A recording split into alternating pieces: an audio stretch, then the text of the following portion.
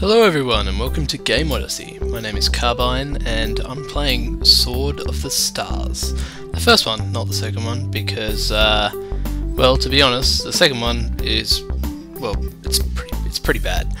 So, special shout out to Derage, who asked me to play this. He wanted to know what the game was like, so I'm letting him see firsthand, so to speak.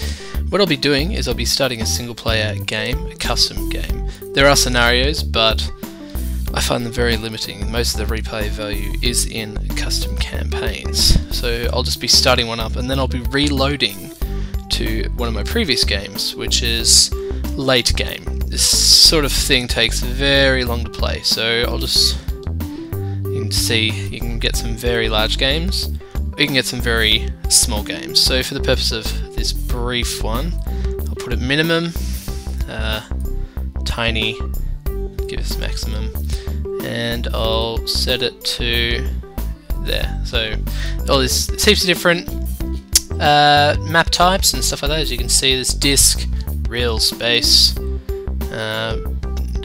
darbell, whatever it's called, barbell. So yeah, I'll shove up the stars so it's more obvious.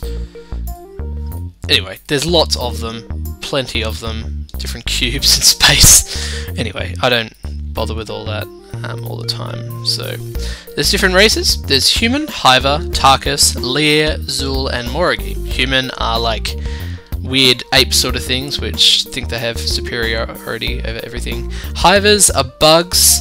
Tarkus are like ape elf thingies, and they're annoying as hell. Lear are dolphins, and they're really smart or something. I don't play them.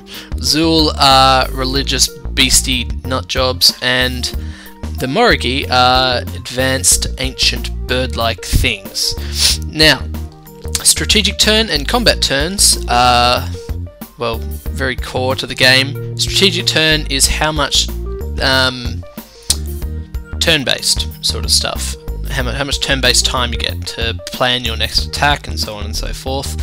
And combat turn length is the real-time aspect of the game, which is the combat in space, which you can skip completely just by going auto-resolve. So I'll amp this up just because I'm not going to be playing on this map. No like technology, and you know what? Give me everything. I want everything. Random encounters. Amp that up. All right. Create this GO test 1 because that's a good name. Computer. Now you can set up all the computers and whatnot. For the purpose of this, I'll go Hiver because they're my favorite. Boop boop. Done. Okay.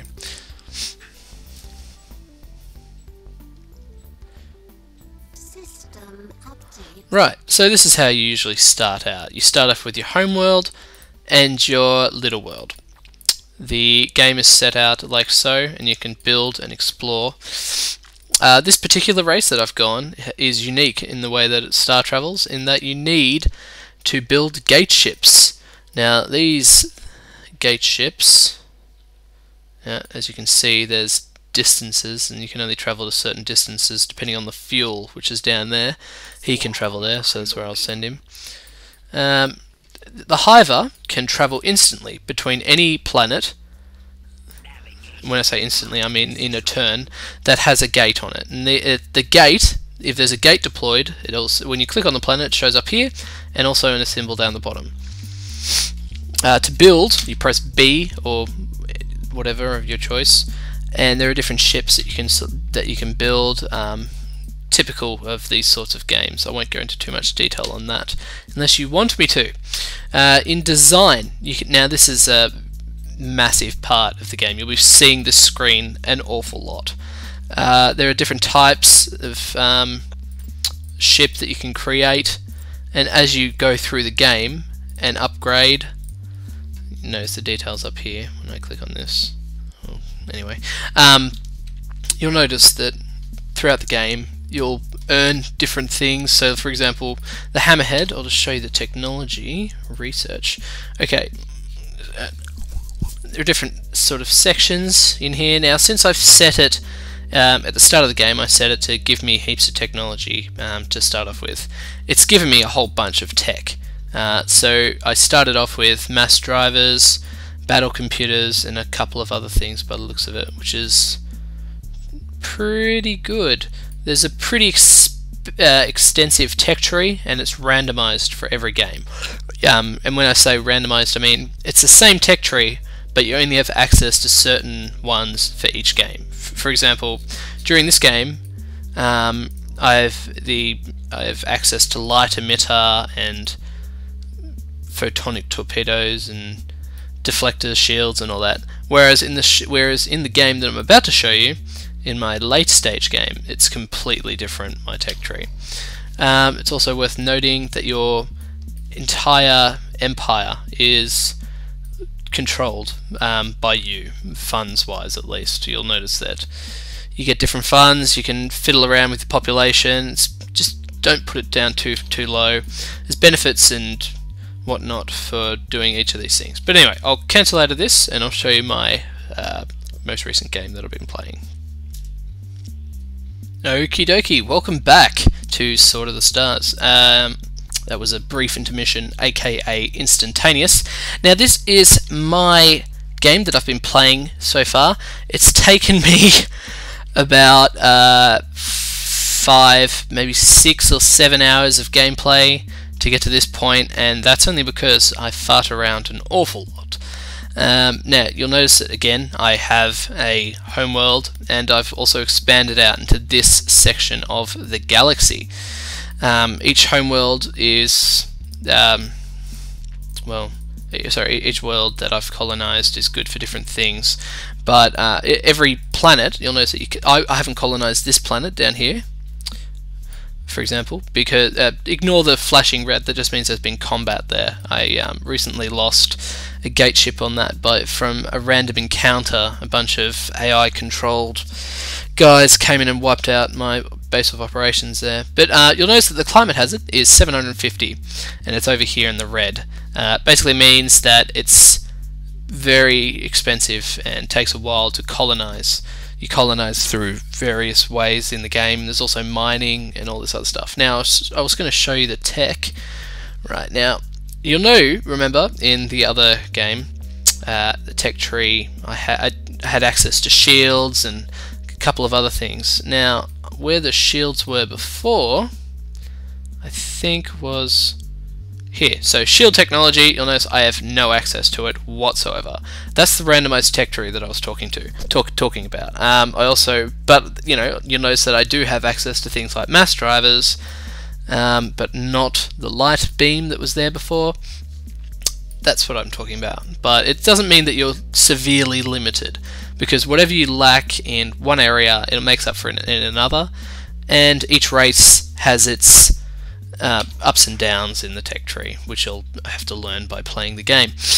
Now, it's all turn-based. You can see I'm turn 187, and there's lots of different AIs that I've gotten here. If you're going to play, basically, don't ally with them. They screw you over in the end. I've just got non-aggression packs and stuff like that.